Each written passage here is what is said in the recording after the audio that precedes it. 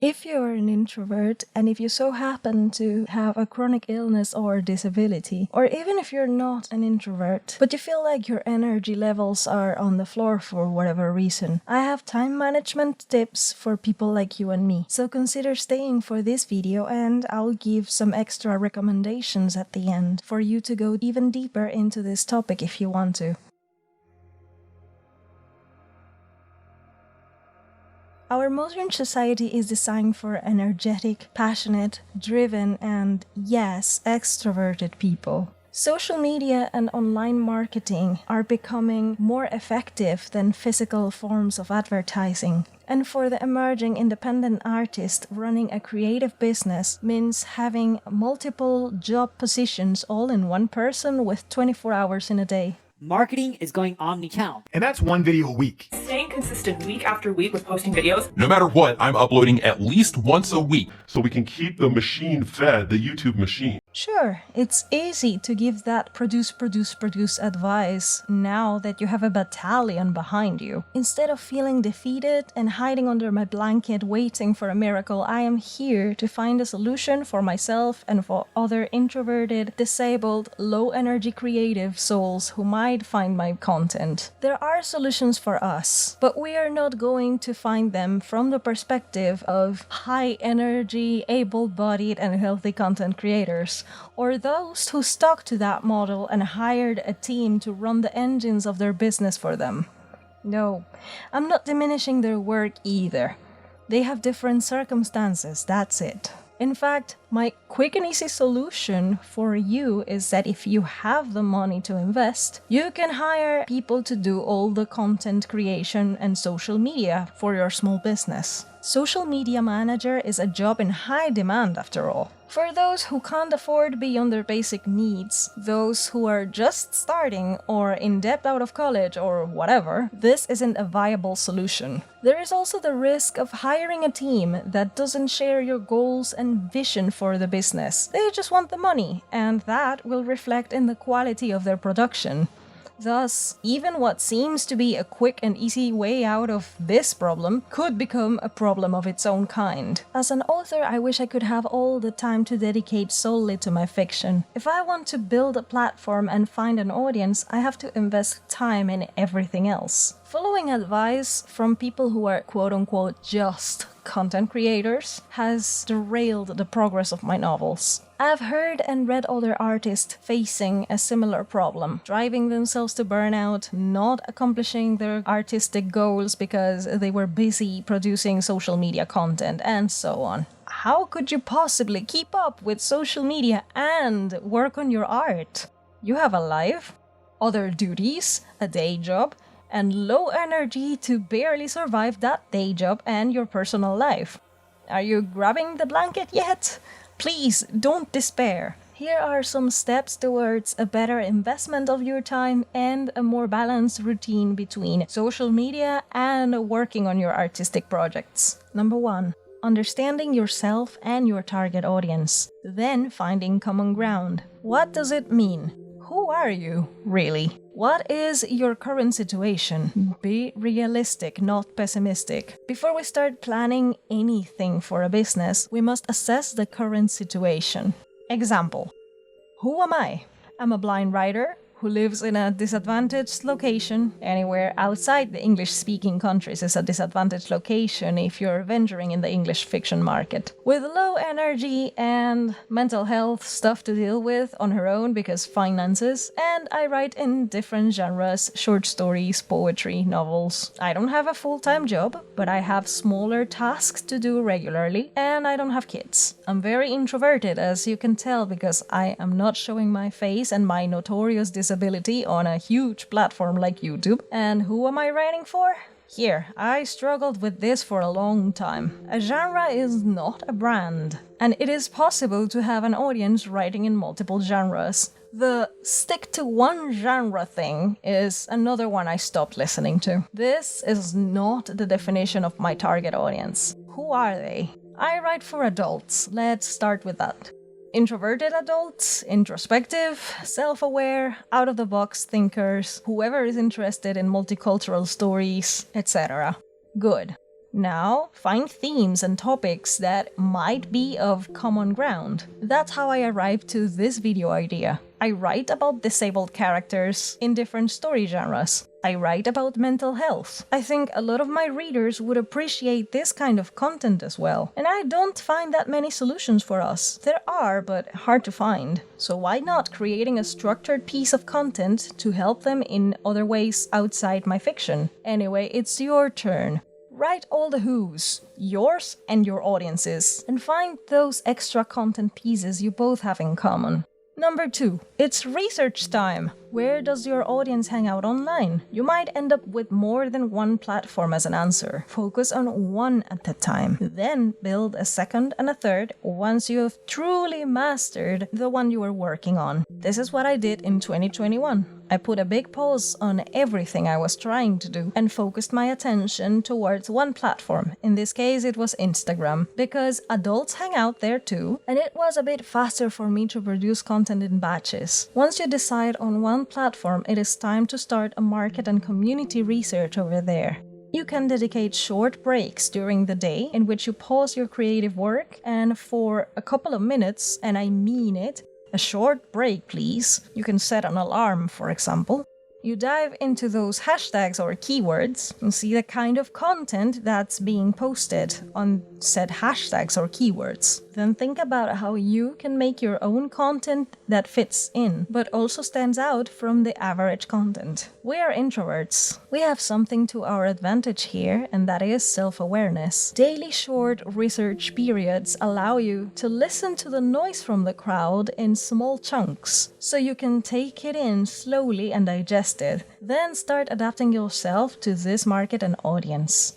3. Take a calendar and a list. Now you have a clearer picture of your creative business, your audience, and where they hang out online. Here comes the big game changer. You're going to forget everyone else's advice on posting frequency, and based on your current realistic circumstances, you are going to create a sustainable routine using the calendar. You know that you need a certain amount of time for your writing or artistic projects. You will block that time for that purpose. Then find blocks of time to manage your social media stuff in batches, and you're going to create content ahead of time. I should remind you once again that you must be realistic about what you can do with your time and your levels of energy.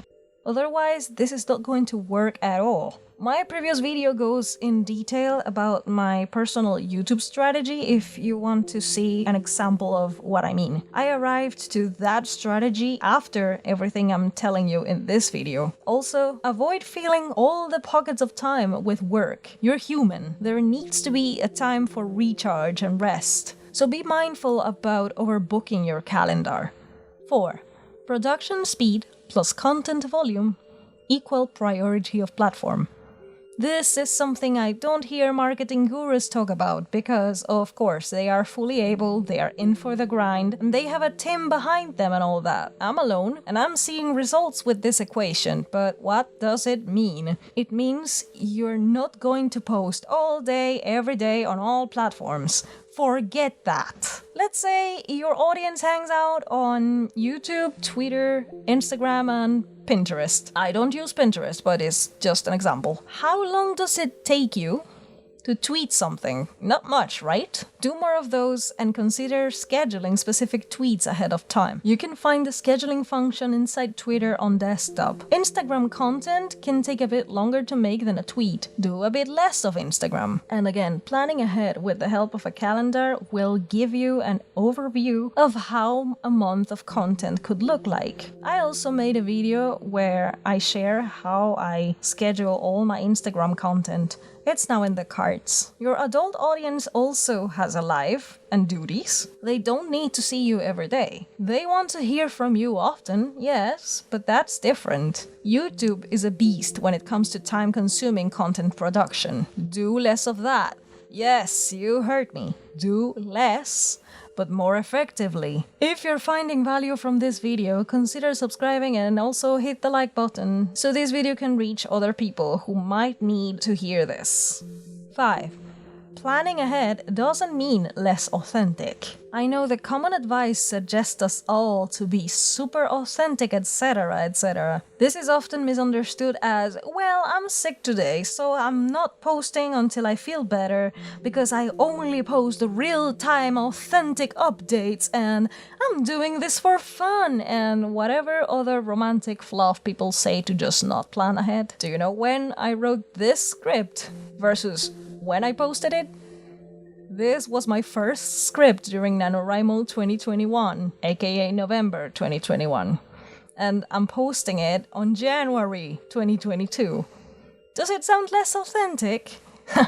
I'm trying hard to keep a nice and friendly tone while giving contrarian advice because my audience is different. In order to prioritize your creative time, you must plan ahead all the other stuff so that doesn't get in your way when you finally get a break from your day job and family duties. And like I shared in the previous tip, some platforms are easier to produce content for. You won't notice this game changer without the planning. 6.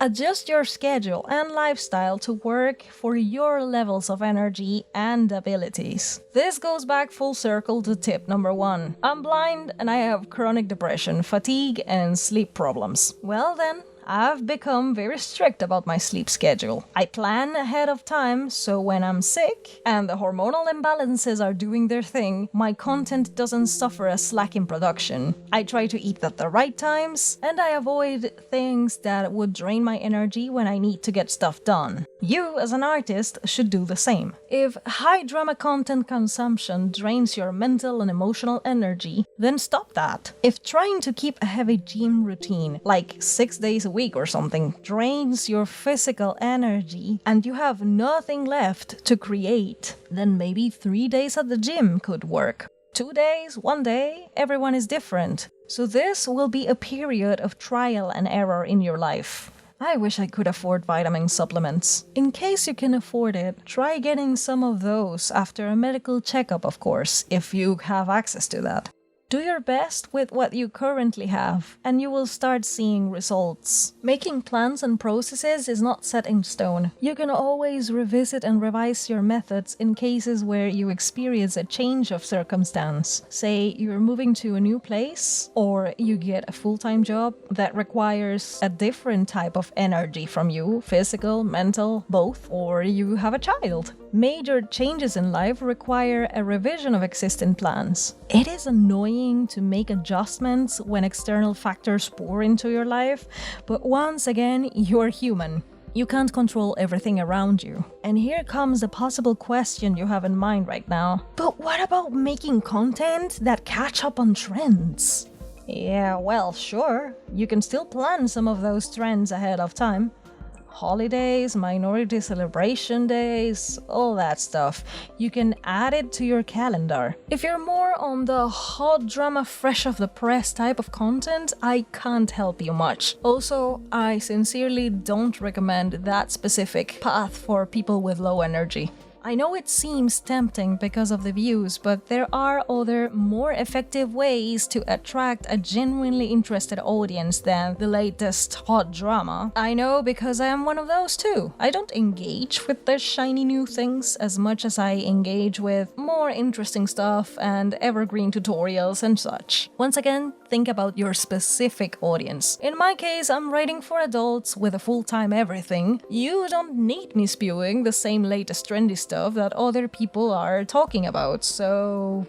Alright.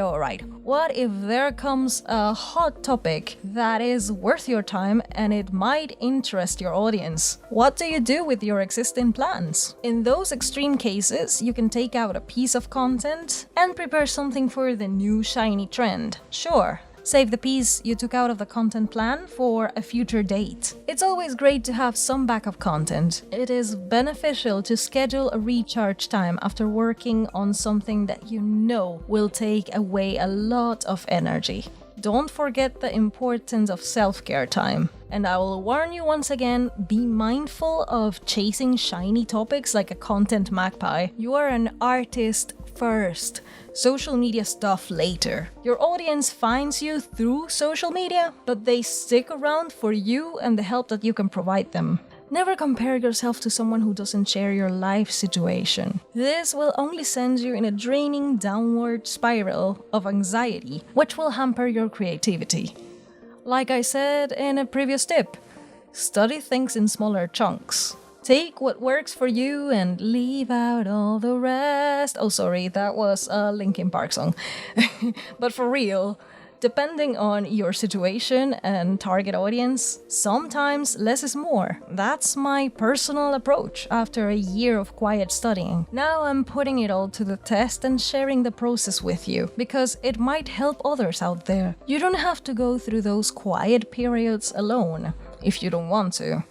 So I made this video, and you can watch it as many times as you need to, take notes if you want, plan your calendars according to your needs, not anyone else's, and start this 2022 with a more realistic and probably more effective approach that could help your artistic business flourish. Finding your process is going to take some time. It took me a year, might take you less or more, who knows. If you'd like to read further on this topic, I have 3 books for your consideration. Digital Minimalism by Cal Newport, 4,000 Weeks, Time Management for Mortals by Oliver Burkeman, and Time Management for Writers by Katie Forrest. If you're having problems with your writing craft itself, I have some other content for you. Just click on the video on screen. I'll see you in my next one, and thank you for your support.